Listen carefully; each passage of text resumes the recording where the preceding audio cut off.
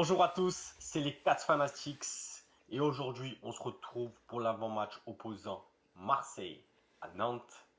L'équipe, c'est les 4 Fanatics et c'est l'avant-match.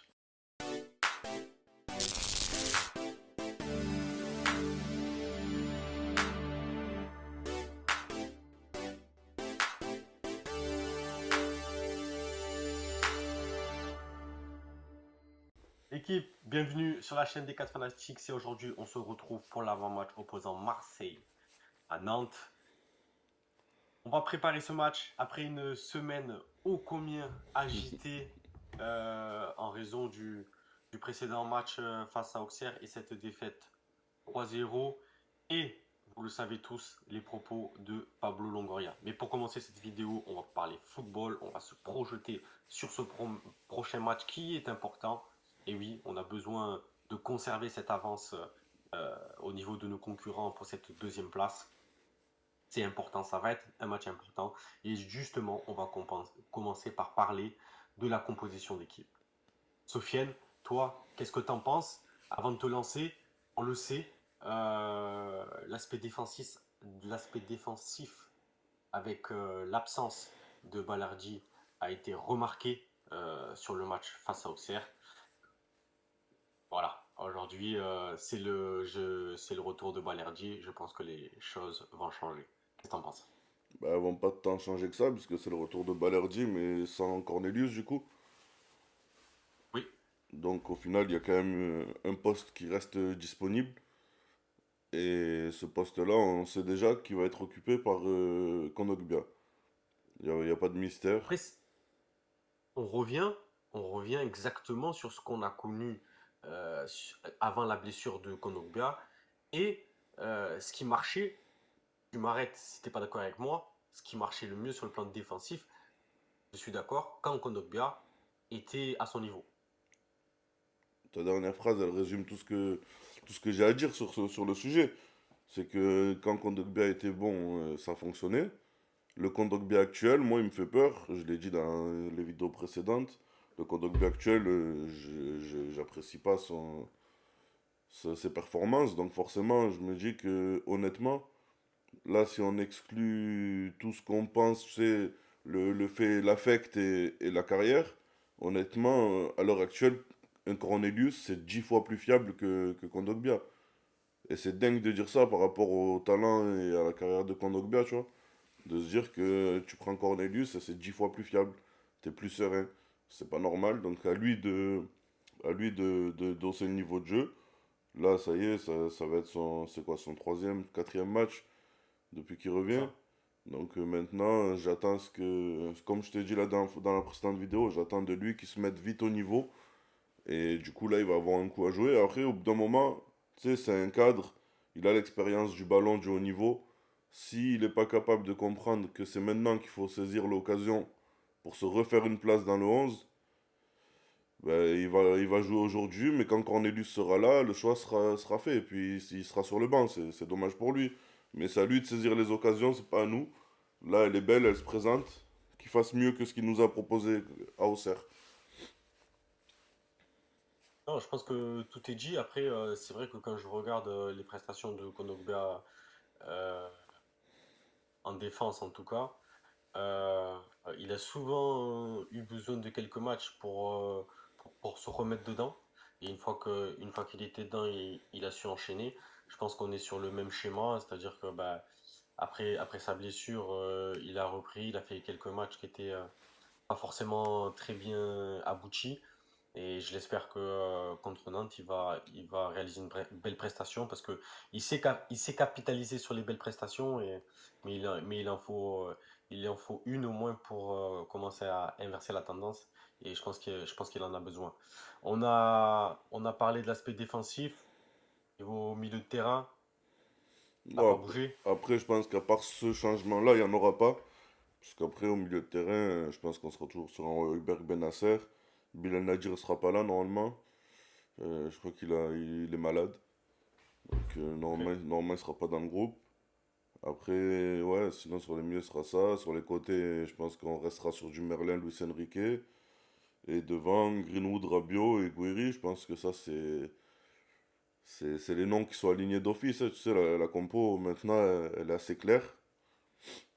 Et la seule interrogation, c'était en défense. Et la Ligue a répondu pour nous, puisque les joueurs qui sont suspendus. Donc, il n'y a pas de doute quant au remplacement, hein. Ça, on le sait déjà. Après, est-ce que j'ai peur de Kondogbia? Toujours un peu. Comme je t'avais dit, pareil que contre Auxerre, hein, le manque de vitesse. À Nantes, ils ont un joueur qu'on connaît tous bien maintenant en Ligue 1. Moses Simon, d'ailleurs, je sais pas comment ça se fait qu'il a bientôt 30 ans et qu'il est encore à Nantes. Donc, tu vois, il a 6 buts, 7 passes D. Pour info, il a plus de dribbles que Greenwood en jouant à Nantes. Donc, c'est un joueur qui va très très vite, qui provoque tout le temps. Euh, la chance qu'on a, c'est qu'il joue plus du côté Murillo, Luis Enrique. Mais si dans le match, tu sais, les inversions entre ailiers et qu'il se retrouve à devoir faire une course avec Kondogbia, ça va être très compliqué. Et on l'a vu contre Auxerre sur le but sur penalty quand il part, je crois que c'est Sinayoko qui part entre les deux défenseurs. On a du mal à les récupérer derrière, hein. Ouais. Derrière, on dirait qu'on tire des boulets. Le mec, on prend des trous. Bon, après, on était très mal alignés. Enfin, la défense a été très mal alignée sur ce coup. Ils se sont fait piéger, ça arrive. Mais on voit bien que si on tombe sur un Ouais, attaquant un peu véloce, nos défenseurs, ils ont du mal, tu vois. ouais, c'est clair. Et en jouant haut comme ça, c'est à ça qu'on s'expose. C'est pour ça que je mise un peu sur Murillo pour être peut-être un peu moins offensif, histoire de bloquer Moses Simon. Et après, je mise sur Kondogbia qui se met très vite au niveau techniquement et sur le retour de Balerdi pour mettre de l'ordre et donner les directives. Parce que pareil, sur Sinayoko, tu vois, on voit bien que ils sont même pas alignés entre eux. Je sais pas si t'as réanalysé le but, tu vois. Euh, Ouais, ouais, sur le penalty. Ouais, non, non, ouais, je suis d'accord avec toi, quand je suis il, d'accord avec quand toi. il part en contre, il part entre les deux. Et il y a un boulevard, ils sont pas alignés. Au-delà du fait qu'il peut même pas être hors jeu, parce que de toute façon, il part de son camp. Exactement, c'est ça l'action. En fait, ce qui m'inquiète moi sur cette action, c'est que j'ai l'impression que les défenseurs marseillais jouent le hors-jeu, C'est pas une mais alors qu'ils sont impression. dans leur camp. C'est pas une impression. Je regarde bien l'action à vitesse ralentie. Tu vois bien que c'est Kondogbia qui fait un mouvement de corps, tu sais, qui fait l'arrêt avant Oui, de oui, oui, repartir, oui. alors qu'il est 4 ou 5 mètres avant la ligne. Donc déjà, quand tu fais des mouvements de corps comme ça, le mec il part à toute vitesse, tu le rattraperas plus jamais, hein. Faut pas se voiler la face. Mais l'alignement est très mauvais parce que entre Cornelius et Kondo, ils sont même pas alignés les deux, tu vois. Kondogbia il est un peu plus haut Ouais, que ouais, ouais, carrément, Cornelius carrément. et C'est ça. il joue le piège du hors-jeu alors qu'on est dans leur camp. Tu vois, c'était une succession Ouais, c'est un manque de lucidité, hein. de mauvaises appréciations qui font que tu prends ce but, mais au-delà du but, on s'en fout là de prendre le but ou de pas prendre le but. Ce qui est vraiment inquiétant, comme tu dis, c'est le manque de lucidité. Ne pas savoir se placer dans l'espace, tu sais pas où tu es sur le terrain. T'es super haut pour un défenseur, pour des défenseurs qui sont pas très rapides. C'est s'exposer trop facilement, tu vois. Franchement, t'es le coach Ouais, carrément, adverse. carrément. Il te faut pas un prix Nobel pour savoir que Kondogbia, il va pas vite. Et que si tu rentres un mec qui va vite, il va se faire prendre à chaque fois. Tu vois. Et on l'a vu direct. Ouais, De toute carrément. façon, on l'a vu. Et après, Rouli, il a abandonné. Bon, ok, il provoque ce penalty. De toute façon, il peut pas faire grand-chose. Mais on voit bien que sur ce genre d'alignement défensif et le combiné au manque de vitesse, ça fait très mal. C'est pour ça que je compte sur Balerdi aussi pour remettre de l'ordre, communiquer. Parce que Kondo fait une grosse erreur, mais Cornelius a sa part de responsabilité, vu que c'est lui qui est le plus bas. C'est à lui aussi de rappeler à l'ordre Kondogbia, tu vois. Après, je te dis, c'est un manque de tout qui engendre ce but. Maintenant, on attend le retour de Balerdi, qui, on le sait, lui donne de la voix et il n'hésite pas à replacer ses coéquipiers. Donc je pense que ça fera du bien. Carrément, carrément. On vient de clôturer le thème sur les compositions. Maintenant, on va passer au débat de la semaine, hein, au débat qui a animé toute la sphère footballistique française. C'est la suspension de Pablo Longoria. Et même, je dirais même, la suspension de tout l'état-major de l'Olympique de Marseille. Parce que Ravanelli a été aussi suspendu, sachant que Benassia était déjà suspendu. Et Pablo par la même occasion. Donc je vais rappeler les suspensions. En commençant par Benassia. Benassia a écopé d'une interdiction de couloir, enfin une suspension de terrain, etc. pendant 3 mois. Ravanelli pendant 3 matchs, sachant qu'il pourra être présent à Nantes, mais pour le match face à Nantes, mais il sera suspendu pour les 3 prochains matchs. Et enfin, 6 mois pour Pablo Longoria. Toi, quand tu entends ça, Sofiane, qu'est-ce que ça t'évoque? Est-ce que c'est mérité? Est-ce que c'est trop lourd? Est-ce que tu aurais fait appel? Qu'est-ce que tu en penses? Lorsque j'aurais fait appel, non. Parce que quand on fait appel, c'est qu'on on a l'espoir qu'il y ait une amélioration. Là, on sait très bien que ça ne mènera nulle part, donc non, j'aurais pas fait appel. Est-ce que je la trouve lourde? Je la trouve lourde, la sanction. Est-ce que, au vu de tout ce qui est dit, une sanction aurait pu s'appliquer? Je maintiens que si tu appliques une sanction aujourd'hui, moi, tout ce qui me dérange, de toute façon, c'est pas les sanctions, c'est pas les discussions. Moi, tout ce qui me dérange et me dégoûte au plus haut point, c'est les justices à deux vitesses. Tout simplement. Si tu mets 6 mois aujourd'hui à Longoria, je comprends pas pourquoi d'autres présidents de club ne sont jamais sanctionnés. Dans ce cas-là, si tu veux faire le dur, tu le fais avec tout le monde. Ou alors tu acceptes que tout le monde critique l'arbitrage. Et il faut pas jouer sur les mots. Le mot de. Parce que là, tout le monde. Tous les. Comment dire? J'ai pas envie d'être vulgaire parce que ça sert à rien. Tous les ramasse-miettes, on va dire, qui se jettent sur le mot corruption. Oh, mais il a dit corruption, les autres l'ont pas dit. Allez vous faire. Oh, allez vous faire tous ceux qui disent des conneries comme ça. De moment, c'est. Non, de moment, tu vois, là, je reste calme, je suis pas vulgaire, tu vois, c'est juste agaçant. Parce que on a vu toute la semaine des mecs que tu savais même pas qu'ils avaient encore un emploi. Oh, tu les entends jamais pour les vrais problèmes. Et là, tu les as tous entendus parler. Euh, les arbitres qui sont capables, dès le lendemain matin, sachant que les trois quarts avaient leur match, un match arbitré le dimanche, qui sont capables de se faire un appel dès le lendemain matin, ils se réunissent tous pour aller porter plainte. Les gars, réveillez-vous, ça fait 6 mois qu'on vous demande de s'exprimer en zone mixte à la fin des matchs. Oh, il n'y en a pas un qui est capable de le faire. On a vu des arbitres s'exprimer sur ça. On attendait nous encore qu'ils s'expriment sur des erreurs qu'ils ont fait il y a 4 mois en arrière. Et ils ont pris le micro pour parler de ça. Rien à voir. Les trois quarts en plus, franchement, je te dis la vérité. OM ou pas OM, la moitié des arbitres qui ont pris la parole, ils se sont trompés de combat ce week-end-là parce que derrière, ils avaient des matchs à faire et derrière, ils ont fait de la merde. Les matchs qu'ils ont arbitrés, ils ont eu leur lot d'erreurs. Ça veut dire que c'est c'est facile de venir parler pour dézinguer un président, mais frérot, t'as un match à jouer. Concentre-toi. Concentre-toi, parce que là, t'as ouvert ta bouche. Derrière, t'as fait ton travail, tu l'as mal fait.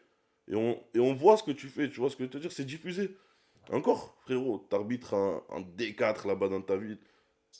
Frérot, il n'y a pas de caméra. Fais ce que tu veux. Mais là, c'est diffusé. On voit que tu as parlé avant le match, tu n'es même pas foutu d'être au niveau. Faites des réunions, des appels à 17 arbitres. Il y en a pas un qui est capable de dire, les gars, venez, nous, on réfléchit un peu à ce qu'on fait. Tu vois ce que je veux te dire? C'est, Ah, bien sûr. Après, il y, a moi, il y a des, il y a des pour priorités. revenir sur la sanction de Pablo, et moi je te rejoins sur le fait que de toute façon, ça sert à strictement à rien de faire appel. La sanction, elle est lourde. Après, les propos, c'est vrai c'était des propos qu'il fallait jamais tenir. Pour moi, je t'explique ma philosophie. Euh, Pablo Longoria et l'Olympique de Marseille a perdu une bataille. Parce que, tu sais, dans un conflit avec quelqu'un, on dit qu'il faut jamais trop monter le ton, trop sortir des mots d'oiseau, etc. Ben là, voilà, il a perdu cette bataille, mais loin Mhm. d'avoir perdu la guerre. Et ce qui me réjouit, parce que moi, ce que j'avais peur, c'était quoi? C'est que là, avec les propos de Pablo Longoria, on allait totalement oublier le fond du problème. Parce que le fond du problème, c'est quoi? Pour moi, en tout cas, et je vais ouvrir un autre débat, un autre thème, c'est l'arbitrage de l'OM. Depuis le début de la saison, on est forcé de constater que l'OM n'est pas arbitré comme les autres clubs, ou en tout cas qu'il y a trop d'erreurs nous concernant, clairement. Et avec les propos qu'a tenu Pablo Longoria et tout le buzz médiatique qu'il y a eu autour de ces propos, on allait oublier complètement l'essence même du problème, même si, encore une fois, les propos de Pablo Longoria ne doivent pas être tenus. Moi, je reste convaincu que les arbitres sont pas du tout corrompus, qu'il n'y a pas d'histoire d'argent, il n'y a pas de ci, il n'y a pas de ça. En revanche, d'où vient le problème exactement? Est-ce qu'ils ont la pression parce que c'est l'OM? Est-ce qu'ils n'aiment pas l'OM? Est-ce que c'est dû au fait euh, qu'en interne, parce qu'il y a aussi des histoires de notation des arbitres. Ça aussi, il y a des choses à revoir par rapport à ça. Il y a la pression du stade Vélodrome aussi. Et en fait, on est dans un engrenage. Et c'est la stratégie aussi qu'a eu l'Olympique de Marseille cette année, c'est de dire tout haut ce qu'ils pensaient de l'arbitrage et notamment des erreurs d'arbitrage. Et je pense qu'on est rentré dans un engrenage conscient ou inconscient et du coup, les arbitres français qui arbitrent les matchs de l'OM, eh ben, font des erreurs grossières, quoi. Donc, à un moment donné, effectivement, il va falloir poser le débat. Et ce que j'apprécie cette semaine, parce qu'en début de semaine, on n'a parlé que de Pablo, de la protection des arbitres. Et oui, les arbitres, il faut les protéger. Oui, les arbitres, il faut les respecter. Ça, il n'y a pas de souci sur ça. Mais il faut aussi que les arbitres reconnaissent quand ils font des erreurs. Pourquoi il n'y a jamais un arbitre qui est venu dire oui, j'ai fait une erreur, euh, mea culpa, je m'explique. Turpin l'a fait une fois sur la faute de Harit, hein, Non, on est d'accord? c'était le Texier, me semble, mais oui. Le Texier, pardon. Le Texier l'a fait une fois sur Et euh, encore, il a pas le dit qu'il a geste fait une de, erreur. Non mais Il est au alors moins il venu est venu s'exprimer. s'expliquer. Voilà, il est venu s'expliquer. Quelques semaines après, Monaco, PSG, il lui arrache la tête, plus d'explication. Voilà. C'est simple, hein. Où est la cohérence? Et je rappelle une nouvelle fois que Pablo avait simplement demandé, donc Pablo, derrière lui c'est qui? C'est l'Olympique de Marseille, avait simplement demandé beaucoup plus de cohérence dans l'arbitrage. Aujourd'hui, est-ce que les gens se sont assis autour d'une table pour échanger? Parce c'est une vérité, et pas que pour l'OM, d'un terrain à l'autre, d'un week-end à l'autre, d'un match à l'autre, il y a des décisions qui ne sont pas du tout les mêmes. Donc à un moment donné, il faut qu'il y ait effectivement beaucoup, beaucoup plus de cohérence. Et pour finir mon propos, en début de semaine, on a beaucoup, beaucoup parlé des propos de Pablo. Et ce que j'ai apprécié en fin de semaine, c'est que les médias et certaines personnes qui sont en plus pas du tout supporters de l'Olympique de Marseille ont euh, validé le fait que l'OM était arbitré d'une manière différente que les autres clubs, tout simplement. Ce qui est en plus, bon, on peut citer les noms, je pense chez Roten, Roten C'est ça. qui est en plus un Parisien endurci, qui est capable de te le dire. Et on a des mecs qui jouent un peu les mecs, les Marseillais, les mecs du Sud, qui, qui se trompe totalement de combat et qui néglige le fait qu'on soit arbitré différemment. C'est une réalité. Tu, il suffit de prendre les noms des personnes qui se sont exprimées. Je pense aussi à Thiriez. Euh, il faut pas oublier que la Ligue 1 elle est diffusée depuis très longtemps. Faut pas oublier que c'est lui qui était allé voir Nasser en lui disant je m'excuse pour ce mauvais arbitrage. Et aujourd'hui, il nous fait le donneur de leçons. Faut pas exclure les. Je suis désolé de mettre ça aussi la table. Faut pas exclure non plus les autres présidents de club et coachs et anciens coachs qui ont sauté sur l'occasion pour détruire Pablo et l'OM, sachant que Notamment le coach de Nantes. je vais y venir, sachant que Je l'attends, lui. je le porte déjà pas dans mon cœur, je n'aime déjà pas le personnage, mais au-delà de ça, quand une semaine avant tu te permets d'être en conférence de presse Exactement. et de critiquer les arbitres sur leur ego surdimensionné ou autre chose, et qu'après tu nous fais le donneur de leçons, franchement, il va falloir vite se remettre en question et se remettre à sa place. J'espère que la remise en place se fera dimanche soir. J'espère qu'une bonne déculottée, ça donne une dose d'humilité en C'est général. important. C'est Son important. président, Valdemar Kita, qui se permet aussi de mettre un petit peu indirectement une pression sur l'arbitre en disant on a peur pour notre arbitrage, frérot. Il n'y a personne qui a peur quand il vient à Marseille parce que c'est Marseille qui se fait entuber 90% du temps. C'est ça. Alors arrête de nous prendre pour des imbéciles. La moitié des supporters de ton club, ils veulent que tu dégages. Frérot, te trompe pas de combat. C'est tout ce que j'ai envie de dire à ce genre de personnage, la Valdemar Kita. Ne te trompe surtout pas de combat. Ça va pas dans ton club, tu joues le maintien depuis plusieurs saisons, tout le monde veut que tu dégages. Frérot, concentre-toi sur ce qui se passe là-bas et viens pas nous faire chier à nous.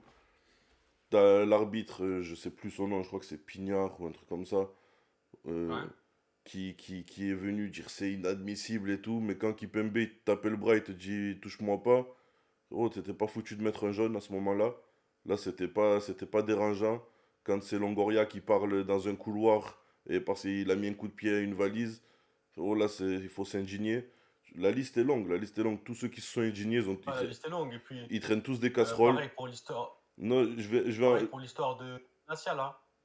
Soi-disant que il a été suspendu parce que le quatrième arbitre il s'est senti menacé, alors que le président de Lille, lui, a eu un comportement, de vitesse. un contact direct avec lui. À un moment donné, il faut arrêter. Non, de vitesse. C'est, c'est même lui, tu vois, ça fait des mois qu'il y a cette polémique sur Benassia et Olivier Létang. Il a rien trouvé de mieux à faire que de prendre la parole après le match d'Auxerre où il a arbitré en disant non, mais j'étais en capacité d'arbitrer. Frère, concentre-toi. Il y avait des débats bien avant. Le conflit, il était là bien avant. Aujourd'hui, on va se faire arbitrer par des gens qui, jusqu'à la fin de saison, qui ont porté plainte contre nous. C'est ça. C'est Donc, ça. Comment tu veux? il va falloir se poser la question de l'éthique à un moment donné. On a des arbitres qui bombent, qui ont besoin de bomber, qui ont besoin de flatter leur ego.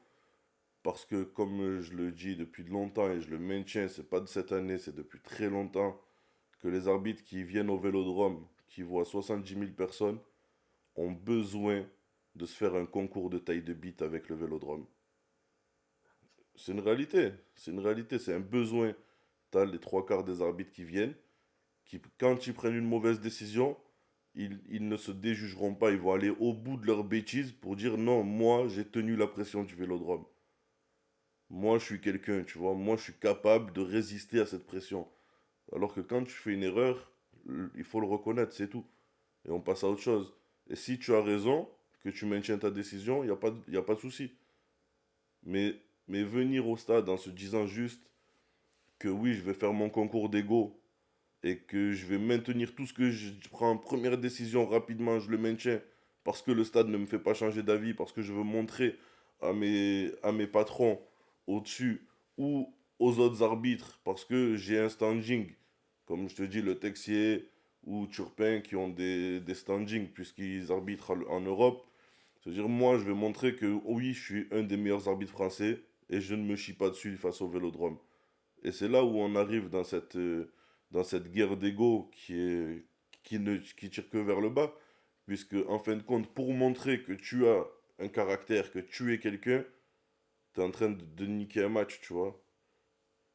Et la C'est réalité, elle terrible. est là. La réalité, elle est là. Ça, c'est, tu vois, on peut dire ce qu'on veut, on peut penser ce qu'on veut, mais je continuerai tout le temps d'être sûr de moi quant au fait que les arbitres qui viennent au Vélodrome veulent prouver que ce sont des durs à cuire, font une guerre, ils sont en guerre d'ego.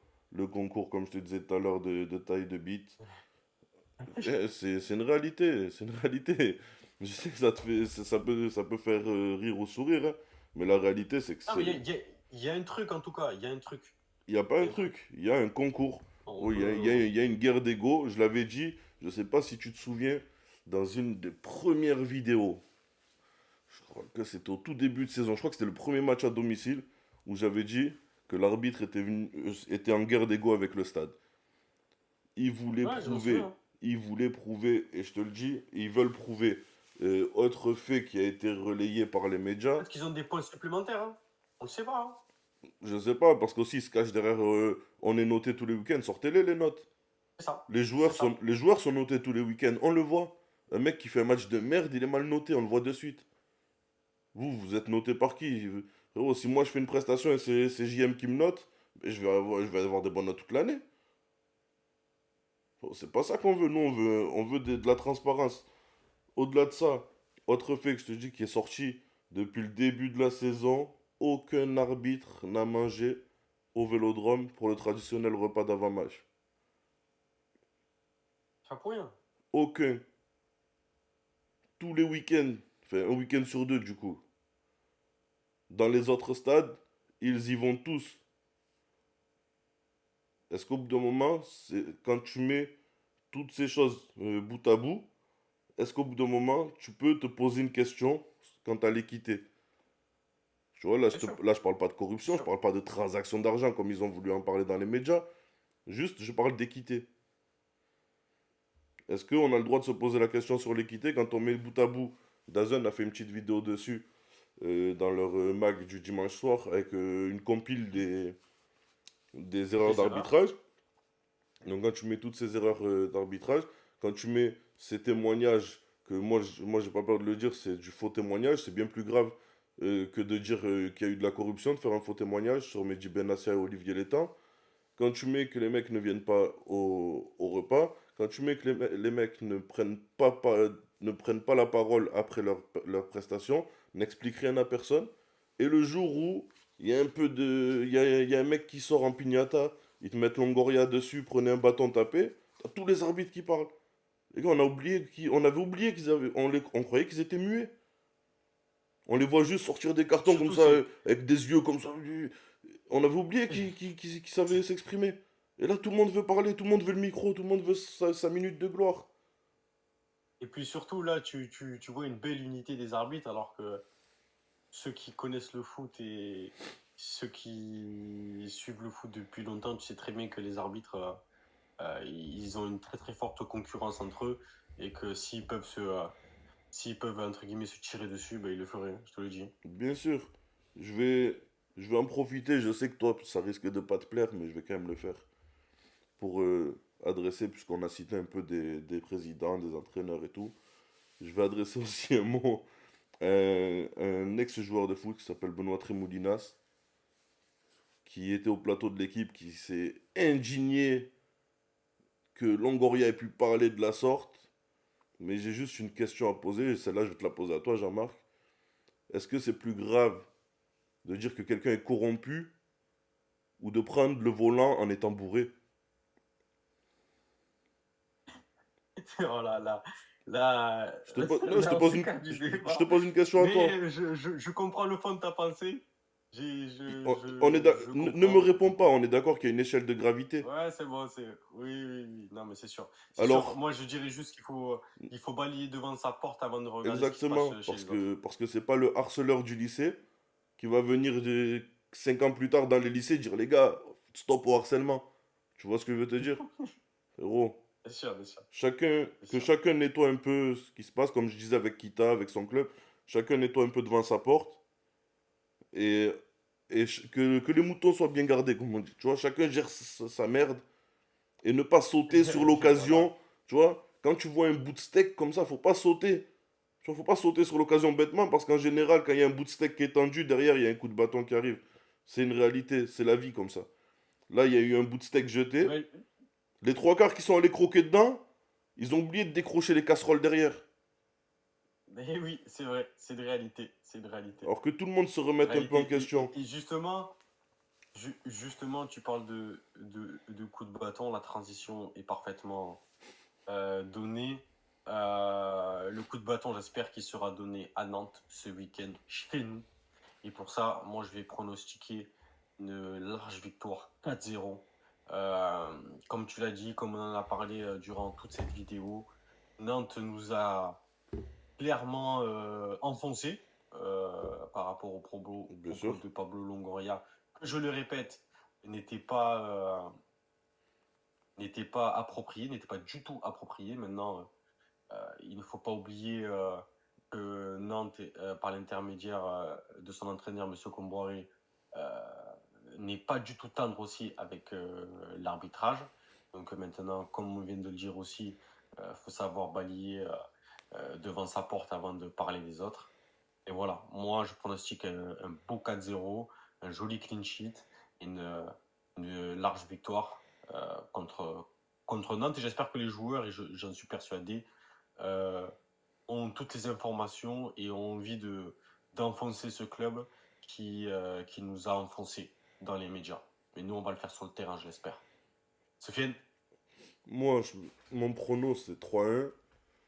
Mais tout ce que j'espère du plus profond de mon âme, c'est qu'on leur mette un coup derrière la tête qui les envoie directement en barrage de Ligue 2. Ils sont à 5 points. Je pense que un club comme Nantes qui flirterait un peu avec la Ligue 2, j'ai toujours dit que c'est quand on est au plus bas qu'on prend la leçon d'humilité.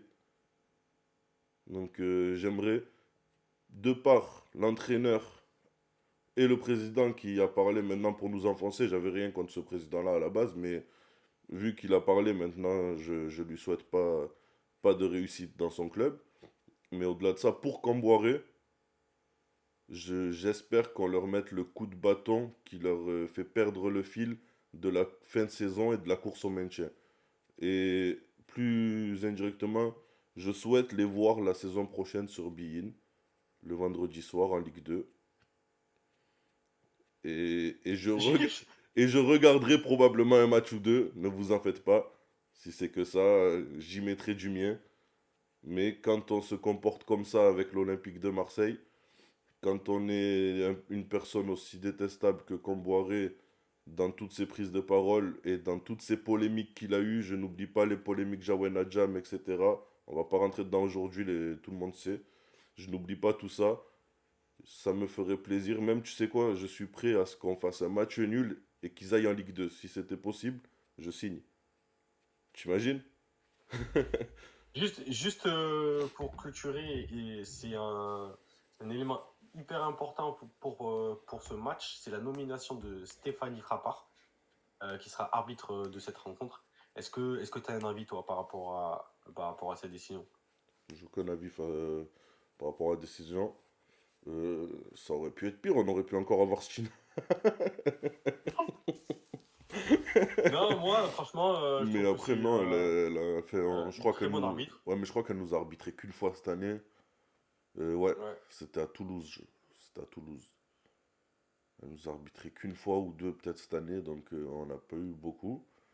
Est-ce qu'elle est pire que le Texier, de la Jode et Stina? Je ne pense pas.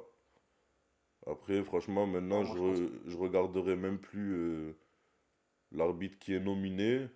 Avant le match, je me contenterai de regarder ce qui se passe sur le terrain. Parce que de toute façon, les nominations d'arbitres sont. Tu vois, on est comment dire, dans une spirale où de toute façon, peu importe l'arbitre, ce qui va compter pour la fin de saison et pour notre qualif en Ligue des Champions, c'est ce qui se passe sur le terrain. Peut-être que Comme du l'a coup, rappelé le coach, hein, Deserbi l'a rappelé dès la reprise de l'entraînement, en leur expliquant que voilà, maintenant, on parlera. Les joueurs ne doivent plus du tout parler d'arbitrage, de décision, Ouais, c'est tout. d'aller consulter la VAR ou pas la VAR.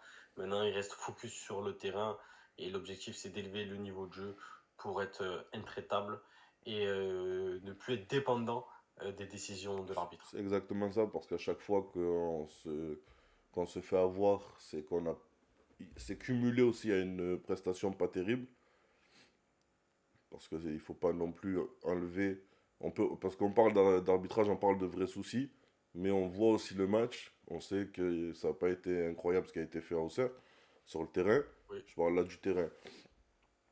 Et on sait aussi que peu importe l'arbitre, si tu mets 5-0, au bout d'un moment, qui t'aime ou qui t'aime pas, il abdique, tu vois. c'est ça. Donc après, c'est à eux de faire le boulot sur le terrain.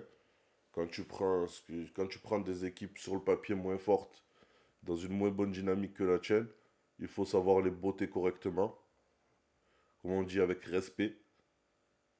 Et là, tu peux dire ce que tu veux, l'arbitre, il n'aura pas d'influence, comme je te dis. Si tu mets 5-0, si à la fin tu te fais faucher dans la surface, il siffle pas penalty, c'est pas grave. Ça t'enlèvera pas 3 Mhm, points. bien sûr. Et s'il n'y a pas de contact et qu'il siffle penalty dans le sens inverse, ben ça fera 5-1, c'est pas très grave non plus. Tu vois. Donc à nous de répondre sur le terrain. Les joueurs surtout de pas discuter trop avec les arbitres, de pas trop entrer dans... Tu vois, en fait, ce qui marche en France, c'est un peu la langue de bois. Tu vois, Højbjerg l'avait très bien fait en fin de match, tu vois. On parle de l'arbitre, Mhm. hop, on botte en touche. Et on remet la faute sur nous, on n'a pas été bon, et puis voilà. Enfin, ne plus parler d'arbitrage, que les joueurs du moins. Je parle pour les joueurs parce qu'on va avoir besoin de tout le groupe pour la fin de saison. Et c'est pas le moment de prendre des suspensions, surtout qu'on voit qu'en ce moment, la main, elle est lourde. Donc on n'a pas envie de voir un joueur qui a un peu trop parlé se retrouver au beau maître pour 8 ans. Donc je pense que oui, c'est la bonne stratégie adaptée. On se concentre sur le terrain, on fait nos performances, gagner nos matchs. Et après, le reste, les arbitrages, on laissera d'autres personnes du club gérer ça. S'il faut faire s'il faut aller faire des dépositions ou quoi que ce soit, euh, tu vas faire des recours plutôt. C'est pas aux joueurs de le faire. Moi, ce que j'attends là, c'est vraiment que les joueurs et le coach se concentrent sur le terrain. Et on a des personnes, on l'a vu toute la saison, qui vont au front pour le club. On les laisse faire et que les joueurs se concentrent pour gagner leur match. Et j'attends aussi une bien meilleure prestation et un réveil de tout le monde, notamment de Mason Greenwood.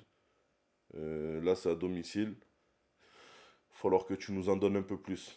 Elle est bien la saison au niveau statistique, mais on a besoin d'un peu plus à Marseille. Équipe, on va clôturer cette vidéo. Pensez à partager, à liker, à commenter et à vous abonner. On compte sur vous. C'était les 4 Fanatics, c'était l'avant-match Marseille-Nantes.